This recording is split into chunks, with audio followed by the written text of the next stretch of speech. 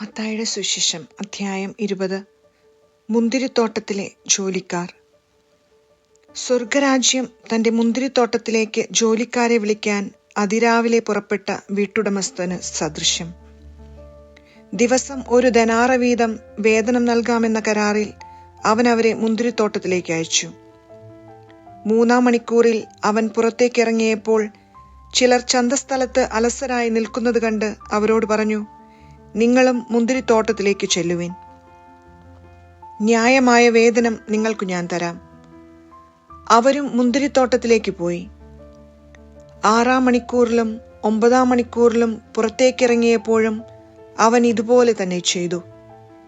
ഏകദേശം 11-ാം മണിക്കൂറിൽ അവൻ പുറത്തേക്കിറങ്ങിയപ്പോഴും അവിടെ ചിലർ നിൽക്കുന്നത് കണ്ട് അവരോട് ചോദിച്ചു, നിങ്ങൾ ദിവസം മുഴുവൻ അലസരായി നിൽക്കുന്നതെന്ത്?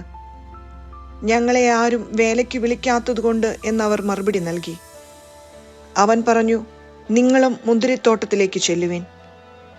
വൈകുന്നേരമായപ്പോൾ മുന്തിരിത്തോട്ടത്തിന്റെ ഉടമസ്ഥൻ കാര്യസ്ഥനോട് പറഞ്ഞു, ജോലിക്കാരെ വിളിച്ച് അവസാനം വന്നവർക്ക് തുടങ്ങി ആദ്യം വന്നവർക്ക് വരെ കൂലി കൊടുക്കുക.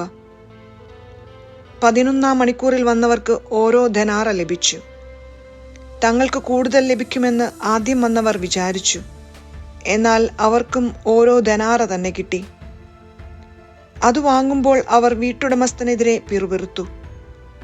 അവസാനം വന്ന ഇവർ 1 മണിക്കൂറേ ജോലി ചെയ്തുള്ളൂ. എന്നിട്ടും പകലിന്റെ അധ്വാനവും ചൂടും സഹിച്ച ഞങ്ങളോട് അവരെ നീ തുല്യരാക്കിയല്ലോ. അവൻ അവരിൽ ഒരുവനോട് ഇങ്ങനെ മറുപടി പറഞ്ഞു, സ്നേഹിത, ഞാൻ നിന്നോട് ഒരനീതിയും ചെയ്യുന്നില്ല.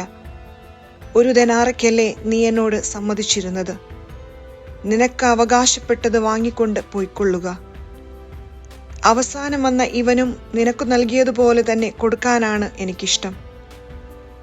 എൻ്റെ വസ്തുവകകൾ കൊണ്ട് എനിക്കിഷ്ടമുള്ളത് ചെയ്യാൻ പാടില്ലെന്നോ? ഞാൻ നല്ലവനായതുകൊണ്ട് നീ എന്തിന് അസൂയപ്പെടുന്നു? ഇപ്രകാരം പിമ്പന്മാർ മുമ്പന്മാരും മുമ്പന്മാർ പിമ്പന്മാരുമാകും. പീഡാനുഭവവും ഉത്ഥാനവും 3-ാം പ്രവചനം.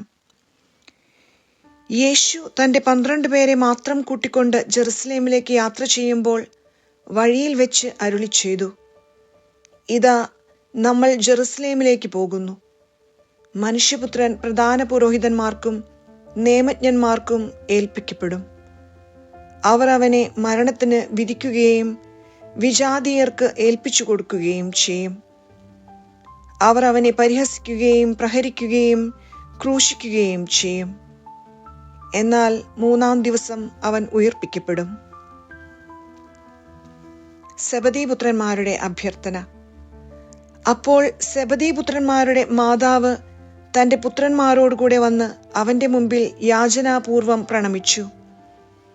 അവൻ അവളോട് ചോദിച്ചു, നിനക്ക് എന്താണ് വേണ്ടത്? അവൾ പറഞ്ഞു, നിന്റെ രാജ്യത്തിൽ എൻ്റെ ഈ 2 പുത്രന്മാരിൽ ഒരുവൻ നിന്റെ വലത്തുവശത്തും അപരൻ ഇടത്തുവശത്തും ഇരിക്കുന്നതിന് കൽപ്പിക്കണമേ. യേശു മറുപടി നൽകി, നിങ്ങൾ ചോദിക്കുന്നതെന്താണെന്ന് നിങ്ങൾ അറിയുന്നില്ല. ഞാൻ കുടിക്കാൻ പോകുന്ന പാനപാത്രം കുടിക്കാൻ നിങ്ങൾക്ക് കഴിയുമോ? അവർ പറഞ്ഞു, ഞങ്ങൾക്ക് കഴിയും. അവൻ അവരോട് പറഞ്ഞു, എൻ്റെ പാനപാത്രം തീർച്ചയായും നിങ്ങൾ കുടിക്കും. എന്നാൽ എൻ്റെ വലത്തുവശത്തും ഇടത്തുവശത്തും ഇരിക്കാനുള്ള വരം നിങ്ങൾക്ക് നൽകേണ്ടത് ഞാനല്ല. അതെൻ്റെ പിതാവ് ആർക്കുവേണ്ടി സജ്ജമാക്കിയിരിക്കുന്നുവോ അവർക്കുള്ളതാണ്. ഇത് കേട്ടപ്പോൾ ബാക്കി 10 പേർക്കും ആ 2 സഹോദരന്മാരോട് അമർഷം തോന്നി. എന്നാൽ യേശു അവരെ അടുത്തു വിളിച്ച് ഇപ്രകാരം പറഞ്ഞു, വിജാതീയരുടെ ഭരണകർത്താക്കൾ അവരുടെ മേൽ യജമാനത്വം പുലർത്തുന്നുവെന്നും അവരുടെ പ്രമാണികൾ അവരുടെ മേൽ അധികാരം പ്രയോഗിക്കുന്നുവെന്നും നിങ്ങൾക്കറിയാമല്ലോ. എന്നാൽ നിങ്ങളുടെ ഇടയിൽ അങ്ങനെയാകരുത്.